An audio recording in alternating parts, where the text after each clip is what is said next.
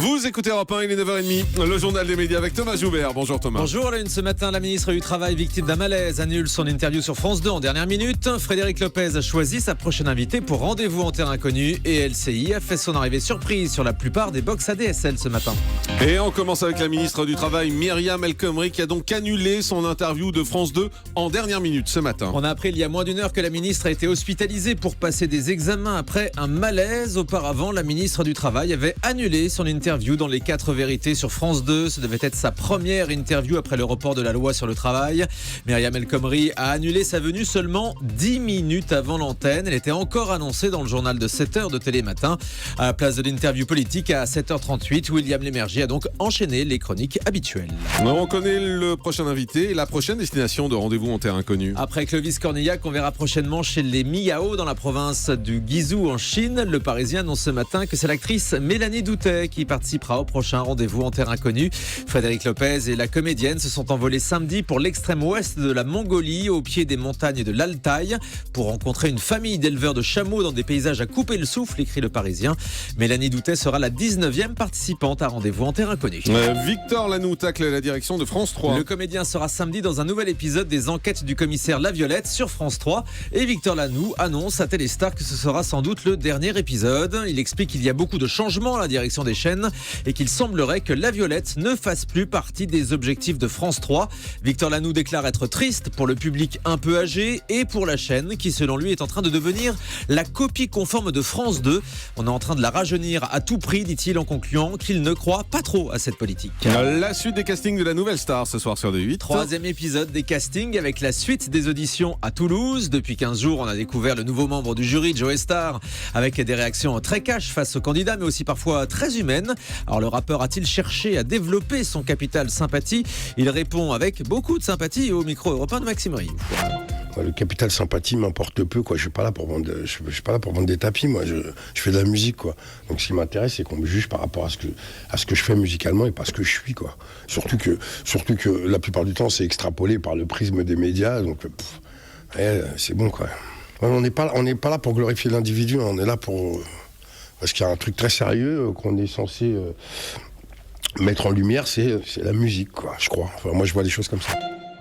Surprise, LCI fait son arrivée en clair ce matin sur la plupart des box ADSL et sur Internet. Oui, son arrivée sur le canal 26 de la TNT gratuite est annoncée le 5 avril prochain, mais depuis ce matin, la chaîne Info est disponible en clair chez certains opérateurs par câble ou par ADSL comme Orange, Free, SFR, Numéricable, Fransat ou BIS TV.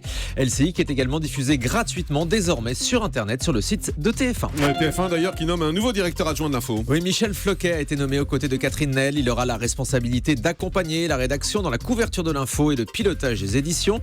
Michel Floquet était jusqu'à présent le correspondant de TF1 à Washington. Il remplace à ce poste Nicolas Charbonneau qui a rejoint la direction générale de LCI. Et puis des nouvelles d'Élise Lucet, toujours absente du 13h de France 2. Elle est absente du journal de 13h depuis le 8 février, conséquence d'un accident de sport qui a entraîné une opération du genou, comme on vous l'avait expliqué. Hier, sur son compte Twitter, Élise Lucet a tenu à rassurer le public qui s'interroge sur son absence. Elle remercie aussi les téléspectateurs qui lui envoient des messages. La journaliste annonce qu'elle sera de retour dès qu'elle sera rétablie sans donner de date précise. En attendant, le 13h reste présenté par son remplaçant Nathanaël de Ringsin. France 4 va lancer une nouvelle émission pour étudier le comportement des pré-ados. Ils seront 8 filles et garçons âgés de 9 à 12 ans enfermés dans une maison pendant une semaine. Le tout sous le contrôle d'une équipe d'encadrement et surtout sous le regard de leurs parents, puisque les parents seront dans une autre maison toute proche sans que les enfants ne le sachent.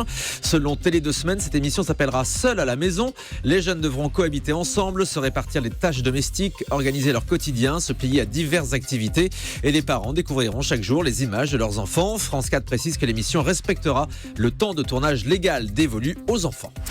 Et puis la chanson qui représentera la France à l'Eurovision, on vous l'a dévoilé hier matin en exclusivité sur Europe 1. Il faut le dire, ça fait déjà un carton. Eh oui, Amir, ex-candidat de The Voice, est actuellement classé 6e des téléchargements sur iTunes, déjà 6e alors que la chanson a été dévoilée hier. Cette chanson s'appelle J'ai cherché, ça sonne déjà comme un tube.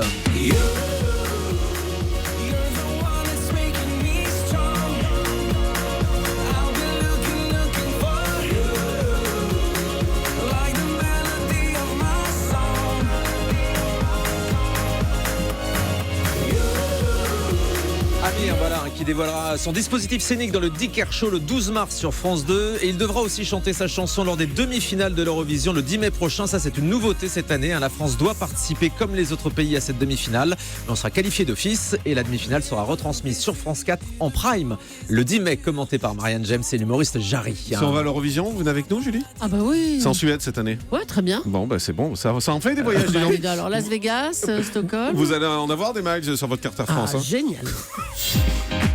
On termine avec le chiffre du jour. 34,3 millions, c'est l'audience réalisée par la cérémonie des Oscars dimanche soir aux États-Unis, présentée cette année par le comédien et humoriste Chris Rock. Alors c'est la plus basse audience depuis 8 ans. La cérémonie a même perdu 9 millions de téléspectateurs en 2 ans. En 2014, c'était présenté par Hélène DeGeneres. Ça avait fait un carton. Oui. C'est vrai que ça avait atteint sa plus forte audience. Hélène Conador. Merci beaucoup Thomas Joubert.